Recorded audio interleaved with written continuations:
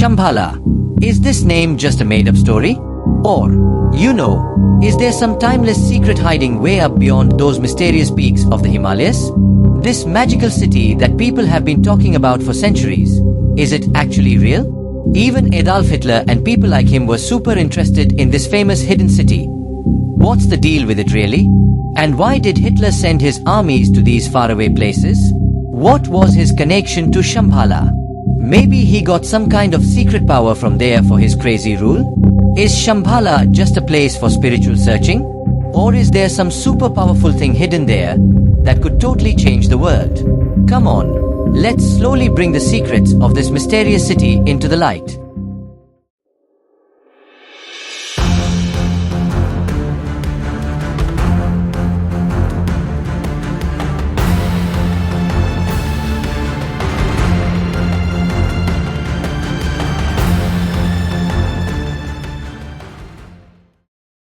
Shambhala.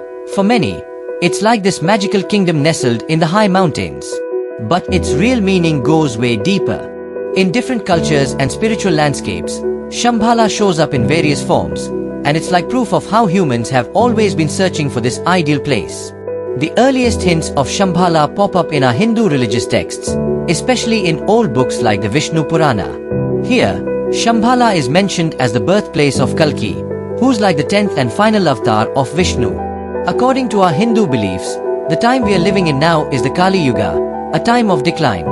When this era ends, and injustice and unrighteousness are all over the place, Kalki Bhagwan will be born in this holy land called Shambhala. He'll ride a white horse, with a sword like lightning in his hand, and he'll destroy all the evil forces in the world, bringing back righteousness.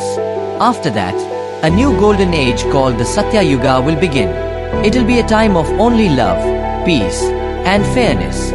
That's why, in Hinduism, Shambhala isn't just a place. It's this important, hopeful spot in the world cycle of renewal. This connection to prophecy gives Shambhala a really significant temporal dimension. Just think about it. A power center that's supposed to change the future of the world is mentioned in our own scriptures. Shambhala plays a super important role in Buddhist traditions too, especially in the Kalachakra Tantra. This advanced esoteric teaching, which became important in India around the 11th century, identifies Shambhala as the place where the Kalachakra teaching started and where they're really carefully protected. The Kalachakra tradition says that Susandra, the first king of Shambhala, actually traveled to India to get these profound teachings directly from Buddha and then brought them back to his kingdom to spread them. Plus, even before Tibetan Buddhism properly appeared in that area, pre-Buddhist traditions like the Jungjung culture and the Bon Vedas have mentions of a closely related land called Olmolangring, which suggests that this idea of a sacred, hidden realm is even older. This early coming together of Shambhala in Hindu and Buddhist eschatological stories points to a deep cultural or spiritual link in ancient South Asia. The central place of Shambhala in the Kalachakra Tantra makes it more than just a mythical place, establishing it as a crucial center of spiritual authority and lineage within this specific Buddhist tradition. The descriptions and interpretations of Shambhala are as different as the cultures that have embraced it. Geographically, its location has always been kind of vague, with loads of possibilities suggested across the vast landscapes of Asia. Some traditions put it in the majestic Himalayas, while others point to a spot in the wide area between the Himalayas and the Gobi Desert. The Sutlej Valley in Himachal Pradesh or Punjab has also been identified as a possible location, and so have some valleys in the remote parts of southern Siberia. For some, the entrance to Shambhala is near the sacred Mount Kailash, while Altai folklore whispers that its gateway is in Mount Belukha.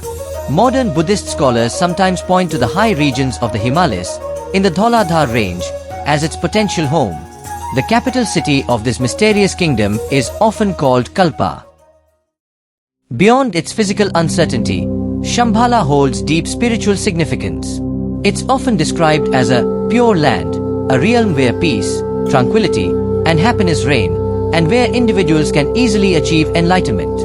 For many, Shambhala isn't necessarily a place you can touch, but more of a state of mind, an inner spiritual sanctuary you can reach through dedicated practice.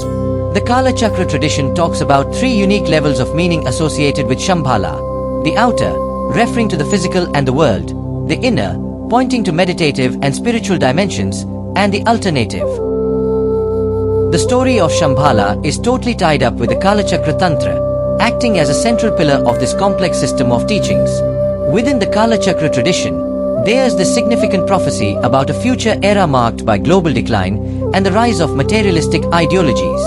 At this crucial time, it's foretold that the 25th Kalki King, known as Rudra Chakrin, will emerge from the hidden realm of Shambhala. Leading a powerful army, Rudra Chakrin is prophesied to conquer these dark forces, ushering in a global golden age of peace and spiritual renewal.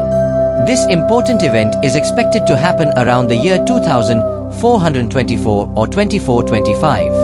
Wow! The 25th Kalki King? We talk about the Kalki avatar in Hinduism, and here in Buddhism, they also talk about a Kalki King. Could there be a connection between the two?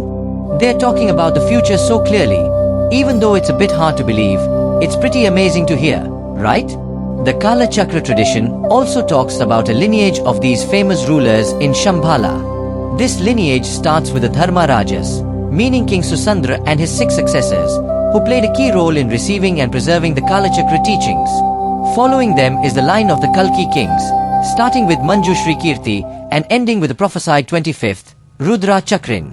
These kings are crucial in upholding the integrity of the Kalachakra teachings and guiding the citizens of Shambhala towards enlightenment. This detailed prophecy, with a specific timeline, really highlights a significant millenarian aspect within the Kalachakra tradition. The continuous lineage of enlightened kings ruling Shambhala further strengthens the image of its ideal society, acting as a beacon of spiritual guidance for the world. The myth of Shambhala gradually entered the Western world in the 17th century through the accounts of the Portuguese Jesuit missionary Estevão Casella.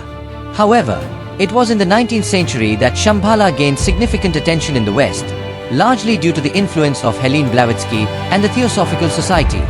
Blavatsky, drawing on esoteric traditions, popularized Shambhala as a hidden land associated with occult beliefs and even linked it to the lost continents of Atlantis and Lemuria. This theosophical interpretation played a key role in shaping Western ideas about Shambhala, often intertwining it with broader esoteric concepts. In the early 20th century, the famous Russian artist and mystic Nicholas Roerich, along with his wife Helene, undertook expeditions in search of Shambhala. Roerich firmly believed in Shambhala's physical existence, locating it in the Himalayas, and developed his Agni Yoga philosophy, which he saw as a path to this mystical realm. His quest reflects a complex mix of art, spirituality, and potential geopolitical motives, illustrating the diverse ways Westerners connected with the Shambhala story.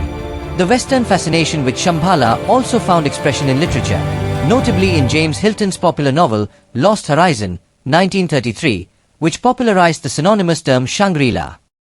The mysterious allure of Shambhala even reached the top echelons of Nazi Germany. Nazi leaders, particularly Heinrich Himmler, were deeply involved in occult beliefs, racial pseudoscience, and the concept of an Aryan master race. Why this interest? Was it just a thirst for power? Or did they believe that the secret roots of their sought-after Aryan race were hidden in Shambhala? They even set up an organization called the SS Ahnenerbe, Ancestral Heritage Research and Teaching Society, and started researching ancient cultures and esoteric phenomena. In 1938 and 1939, the Ahnenerbe funded a German expedition to Tibet led by the biologist Ernst Schaefer. While the official aims of this trip were stated as scientific research, establishing diplomatic ties with Tibet, and potentially securing a geopolitical advantage against British India, esoteric motives also played a part. This included exploring the origins of the Aryan race and potential connections to mythical realms like Shambhala and Agartha.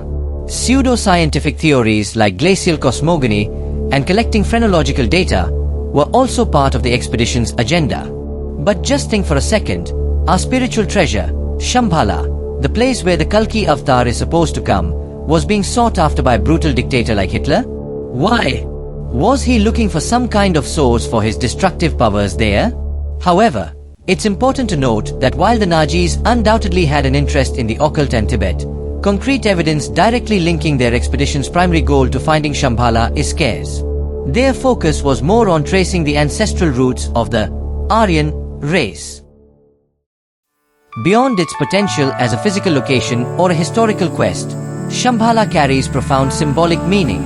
It's often interpreted as a metaphor for an individual's inner journey towards enlightenment, peace, and tranquility. In some systems, it represents the heart chakra, the center of love and compassion. Even the Shambhala training approach developed by Chogyam Trungpa Rinpoche offers a secular meditative path based on the concept of inherent human goodness and the potential for an enlightened society. The enduring power of the Shambhala myth is evident in its continued presence in modern popular culture.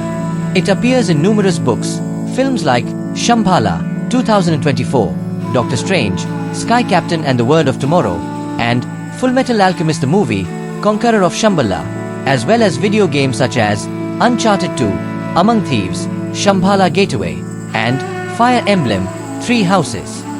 The name is even used for contemporary events like the Shambhala Music Festival.